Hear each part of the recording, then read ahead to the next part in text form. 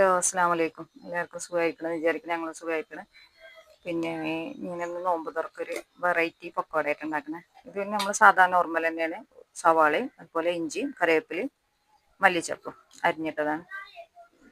ഞാൻ ഇതിലേക്ക് ചേർക്കാൻ പോണത് ഇതാണ് കേട്ടോ. പൊട്ടാറ്റോ ഉണ്ട് ചെറുതായി അരിഞ്ഞെടുത്തത്, അതുപോലെ ക്യാരറ്റും രണ്ടും ചെറുതാക്കി വളരെ നൈസായിട്ട് അരിഞ്ഞെടുത്താട്ടോ. അതും കൂടി ഇതിലേക്ക് ചേർത്ത് വെക്കാം. ഇതാണ് കേട്ടോ ഇതിലേക്ക് മെയിനായിട്ട് ചേർത്ത് കൊടുക്കുന്നത്.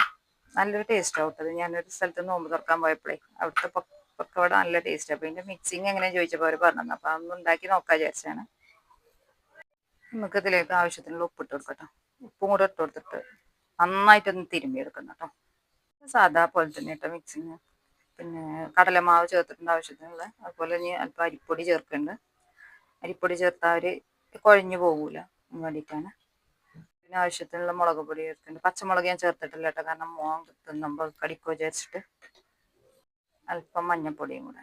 ഇതെല്ലാം കൂടെ നന്നായി ഒന്ന് മിക്സ് ചെയ്തിട്ട് ആവശ്യത്തിനുള്ള വെള്ളവും കൂടെ ചേർത്ത് നന്നായി ഒന്ന് കുഴച്ചെടുത്തിട്ട് വരാം കേട്ടോ. അപ്പോൾ അത് മാവൊക്കെ നന്നായിട്ട് കുഴച്ചെടുത്തിട്ടുണ്ട് കേട്ടോ. പിന്നെ ഉള്ളി നമ്മൾ നന്നായി തിരുമ്മിയതുകൊണ്ട് അധികം വെള്ളമൊന്നും ചേർക്കേണ്ടി വന്നില്ല, കാരണം ഉള്ളിൽ നിന്നുള്ള വെള്ളം തന്നെ ഇറങ്ങിയിട്ടുണ്ടായിരുന്നു.